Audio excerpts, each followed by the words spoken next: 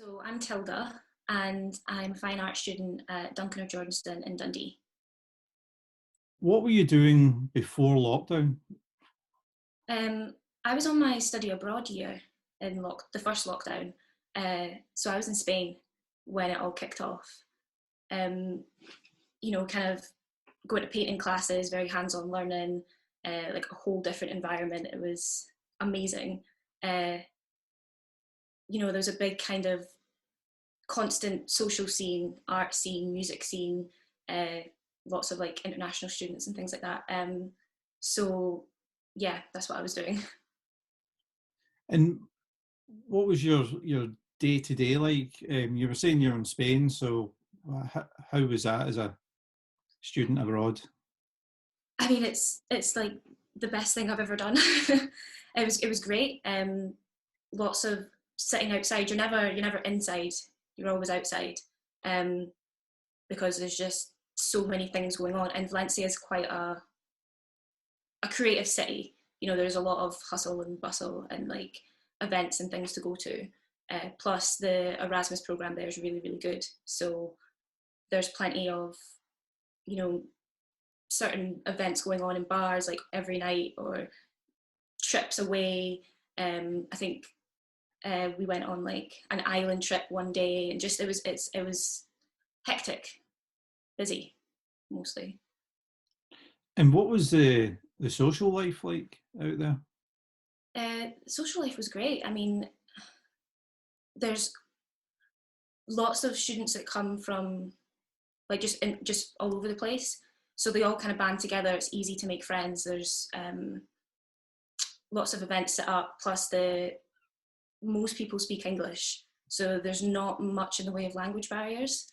Um, the university scene is a lot more like different to here.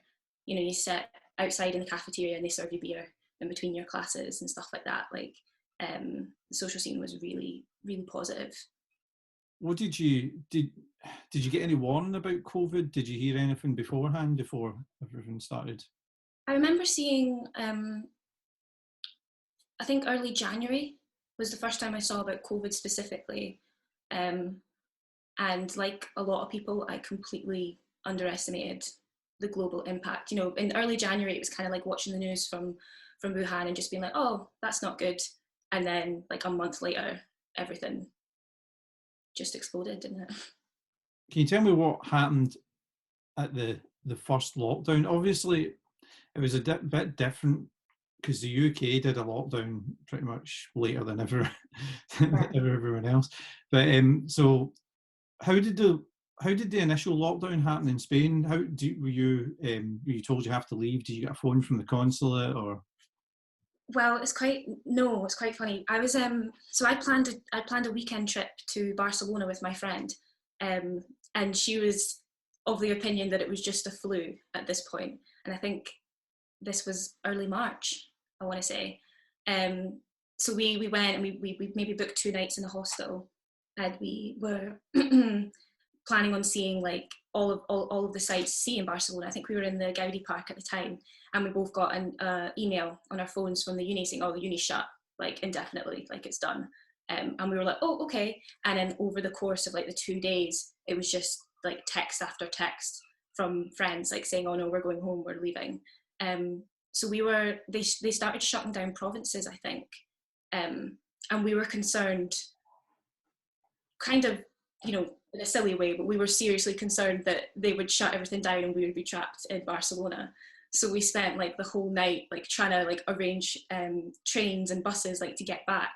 It was mostly me. I was mostly concerned. She was less concerned.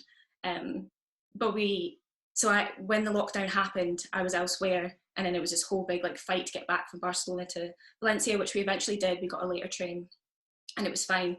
Um, and then everything changed. It went from like such a big, there's so many people, there was so much going on, and then everyone was gone. Like everyone who was visiting, everyone who was studying or working or whatever, all just flew home in like a weekend, and it just went from very, very quiet. And in Spain they had it, so the lockdown was set in age groups. So I don't think they did here, but I'm not sure. So the elderly maybe had the morning times to go to the shops and do whatever. Everyone was very compliant with the rules. Like everyone fell into line. So it was a different kind of lockdown to what was going on here, from what I understand. And so, how did your kind of student life work? How did the classes work? How, I mean, you would be studying. So, what happened? So they recommended that I go home. I did not, because I didn't want to. And my uni as well was also like, are you gonna come home? And I was like, no, I'm gonna stay if that's all right. And then they're like, that's fine, we can't stop you, but you have to email us. I think it was once a week.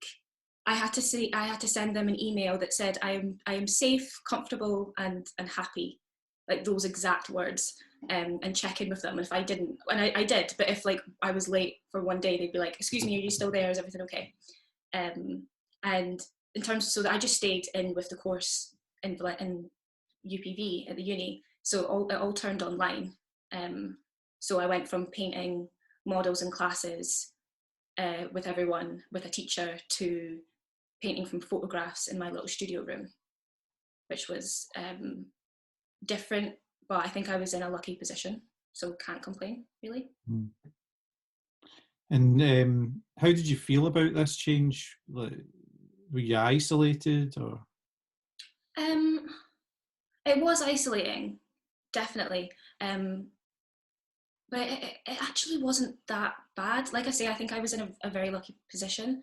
You know, we would go up to the roof and like exercise there. It wasn't long before they opened the beach back up again.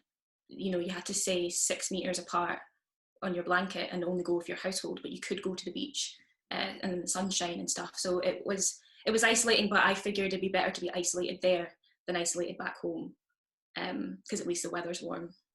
You know, did you manage to keep up your social connections, like your friends and family? How did? No, everyone left.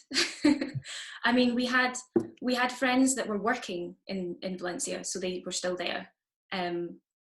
So the social circle got very small, but it didn't totally disappear. But everyone, like the friend I was with in Barcelona, she flew home the next week. All of my friends from the university, all the Erasmus students, they were all gone. So that changed dramatically in a very short space of time, which was it's a shame, because you kind of met these people. It was the second semester, so I'd only met them like 4 weeks before, so, or like 5 weeks before. So then for them to just like, we had plans, we were going to go this trip, we were going to do this, and then everyone was just gone. It was just like, oh. And then of course in Valencia in March they have this big Fallas festival, which is like a huge big city thing where there's fireworks and like bangers and people exploding stuff for like 3 weeks straight. And I was really looking forward to that, and that got cancelled. So a lot of things that we were building up to just disappeared very, very quickly. Well, I think we had friends visiting as well that were going to come and stay, and they were adamant they were going to make it, and then cancelled their flight while I was in Barcelona, like just before. It was like, you know what, we can't do it. We're going to get stuck in Spain. It's a bad idea. And we were like, yeah, don't come out. How did you notice the? Well, what was the comparison to how it was in Spain when you left, and how Scotland was when you came back? I think, well, it's hard for me to know exactly, because my Spanish is abysmal. So what I knew was from people that were visiting, not local. But I would say that people in Spain were maybe they were a bit more comfortable with following the rules, I guess. That might be a bit of a bold statement, but lots of Spanish families still have like their elderly in their homes and stuff like that. So there wasn't, when I came back to Scotland, I was surprised by how much there was like a kind of political aspect that was added to the pandemic. I didn't feel that in Spain. You know, we all just wore our masks. You know, I'm not entirely sure. I think the lockdown maybe initially was handled better there, but then I'm not really sure if if it got worse after that. I guess I'm not sure. Difficult question. How did you feel being back in Scotland during the lockdown? Culture shock. Culture shock. I wasn't gone that long, but yeah, it was strange to come back and then not immediately be like, I'm back, let's party, like let's go to the pub, let's celebrate. Like I just came back and then had to sit in my sister's flat for 2 weeks to isolate. So like it wasn't like a big fanfare thing, me returning home like I thought it would be, like with my family and stuff. But I remember being very happy to see rain. So can you tell me what your experience has been like as a student over that period then? Yeah, I mean, for me, mostly positive. This is so they've allowed certain access to fourth year students who are doing practices that need like hands-on work, who need access to the studios, need access to the equipment and stuff in the uni. So in that way, like me and my peers are very fortunate because we can go in. We've got the 9 to 5 option, like limited hours, and things have changed and there's new rules regarding like going into the like workshops. But for me, I'm working from home, so I'm finding it much the same. Yeah, because I'm finding the kind of time alone makes me more motivated to not need to go in as much. But I do have that option, so it's very easy for me to say that. If I was like had to be in the house all the time, I imagine my answer might be quite different. And how is your social experience now that you're back home and you're I have no social life. I have no social life. Like, it's the same as everyone's. I think walks outside. That's about it. It's changed dramatically, like from what life was before to like what it is now. I'm looking forward to being able to go to the pub. How are you coping with this? Are you know again you're kind of isolated, but you're saying that you like being alone in some ways so you can work. What are you doing to cope with this? What do you do? It's like... Yeah, I mean, coping wise, like walks, I guess, like the same kind of limited things that we can all do, like enjoy a film or whatever. But yeah, I think lockdown has definitely taught me to embrace my inner hermit. Like, it's because you have creative access throughout all the day, and you're not stuck with that 9 to 5 constraint. I do appreciate that it means that my day can go how I want it to go. If I want to paint into the night, I can. If I want to nap all afternoon, I also can. So that I find the type like that's working for me. But I'm now a month or so, 2 months or so away from my degree show, which isn't going to be a show because lockdown, but my virtual degree show. So for me at this point, it's like exam time anyway. So I'm kind of appreciating the lack of distraction to kind of get on with what I need to get on with. But yeah, that's obviously coming from like it won't be the same for everyone. But for me, I wouldn't, I don't have much to complain about. It's actually kind of working for me, weirdly. Like, so I can see behind you, you've got your artwork, and you were talking about how it would be like a live model previously before all this, and then you were working from photos. How is this affecting your artwork? What, you know? Yeah. So there is that. I do think that it has taken a bit of authenticity out of my practice, because I would usually like to do a couple of sessions with someone drawing and then work from the drawings to create a painting. But since I can't have people in an indoor space, what I've been doing is taking models to scenic places, like the waterfront in Dundee is very beautiful. There's some like woodland area up at Baldy Park, and photographing them just with the camera, and then using the photos to create images, which is a positive because it's speeding things up. I'm not, the paintings are getting done faster, which is nice. And also the idea that you shouldn't use photographs is a little bit outmoded, I feel. And before I was very like, no, it has to be from life, has to be, I have to have the person sitting in front of me, otherwise it doesn't count. And that's actually maybe not a good way to work. And I think this has just kind of made that more obvious to me, because it's you're taking one artistic method and using it to make another one. Even though I'll use my photographs for reference, the paintings themselves don't look like the photographs, I wouldn't say.